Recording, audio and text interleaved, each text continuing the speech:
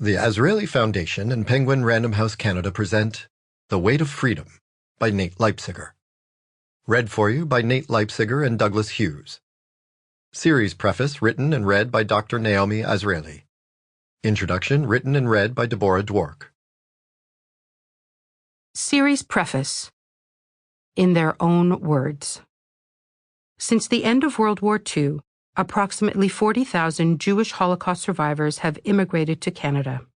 Who they are, where they came from, what they experienced, and how they built new lives for themselves and their families are important parts of our Canadian heritage. The Azrieli Foundation's Holocaust Survivor Memoirs program was established in 2005 to preserve and share the memoirs written by those who survived the 20th century Nazi genocide of the Jews of Europe and later made their way to Canada. The memoirs encourage the readers to engage thoughtfully and critically with the complexities of the Holocaust and to create meaningful connections with the lives of survivors. Millions of individual stories are lost to us forever. By preserving the stories written by survivors and making them widely available to a broad audience, the Azrieli Foundation's Holocaust Survivor Memoirs program seeks to sustain the memory of all those who perished at the hands of hatred, abetted by indifference and apathy. The personal accounts of those who survived against all odds are as different as the people who wrote them, but all demonstrate the courage, strength, wit, and luck that it took to prevail and survive in such terrible adversity. The memoirs are also moving tributes to people, strangers and friends, who risked their lives to help others and who, through acts of kindness and decency in the darkest of moments, frequently helped the persecuted maintain faith in humanity and courage to endure. These accounts offer inspiration to all, as does the survivors' desire to share their experiences so that new generations can learn from them. The Holocaust Survivor Memoirs program collects, archives, and publishes survivor memoirs and makes the print editions available free of charge to educational institutions and Holocaust education programs across Canada. All revenues to the Azrieli Foundation from the sales of the Azrieli series of Holocaust Survivor memoirs go toward the publishing and educational work of the Memoirs program. My father, David Azrieli, who was a Holocaust survivor himself and the founder of the Azrieli Foundation, once wrote, "In telling these stories, the writers have liberated themselves. For so many years, we did not speak about it, even when we became free people living in a free society. Now, when at last we are writing about what happened to us in this dark period of history, knowing that our stories will be read and live on, it is possible for us to feel truly free. These unique historical documents put a face on what was lost and allow readers to grasp the enormity of what happened to 6 million Jews, one story at a time." Introduction by Deborah Dwork. Read by Deborah Dwork. Born in Chorzów, Poland in 1928, Nate Leipciger was among the 11% of European Jewish children under 16 years old living in what became the theater of World War II who survived to its conclusion. That alone makes him extraordinary. Then, too, the percentage of child survivors was not uniform across Europe. At perhaps 1%, the rate for young Jews in Poland was lower than elsewhere, as was the survival rate, 10%, for Polish Jews in general. And Jakob Leipciger, Nate's father, with him throughout the Holocaust years, saw war's end as well. That, too, marks Nate as extraordinary. Yet in key aspects, Nate's history was typical as he shared the fate of his co-religionists. For him, as for other Jews, family emerged as the bedrock of his life. And, like others, Nate was astonishingly resourceful. At no point did he, or they, sit and wait for the next German blow. Certainly the Germans had the power. They decided what they wanted to do and when that action would unroll. And Nate, like the rest of European Jewry, sought ceaselessly within those narrow parameters to find ways to confront the harsh conditions the Germans imposed, to slip through their lethal net, to lay his hands on food to stay alive.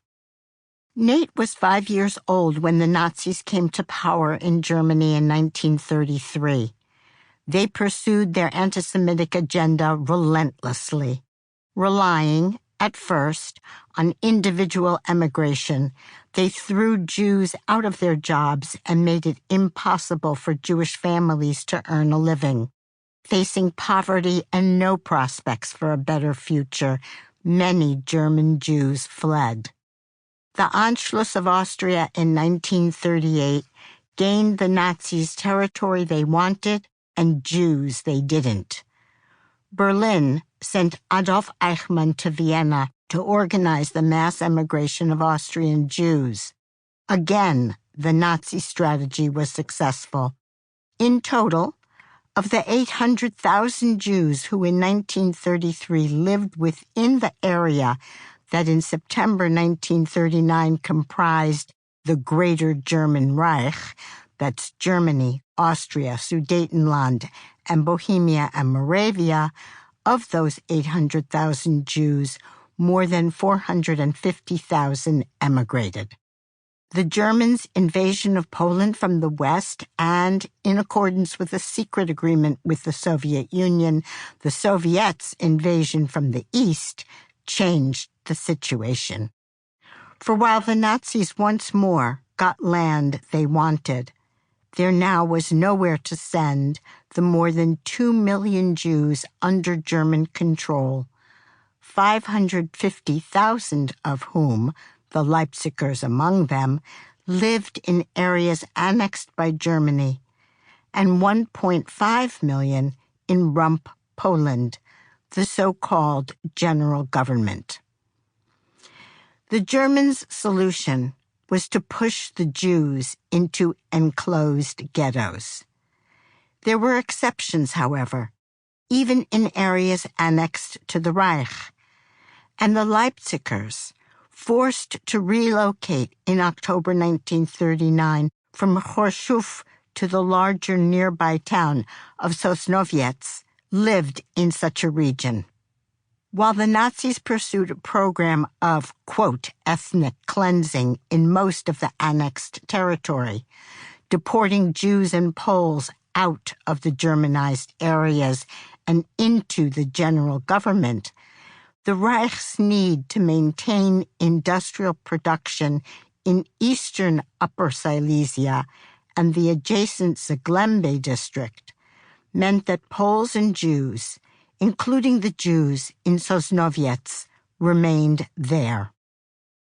Sosnowiec counted some 130,000 inhabitants in 1938, of whom about 29,000 were Jewish.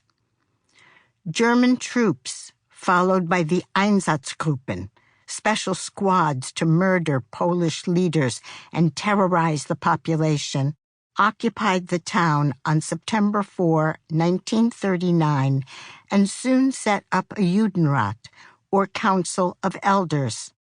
In the first days of the occupation, an officer commanding some German soldiers abusing a group of Jewish men suddenly demanded who among them were leaders of the Jewish community.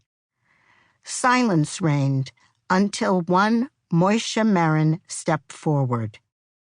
In his post-war memoir, survivor Konrad Charmatz remembered Meron as, I quote, a short, thin man with mousy eyes who was known as an idler, as a professional gambler, and who was always looking for a loan, which he would never repay. The Germans appointed him the Judenrat chairman. The power he thus gained over his co-religionists did not improve his character. As Charmatz had noted, Meron sought easy money, and his position Sample complete. Ready to continue?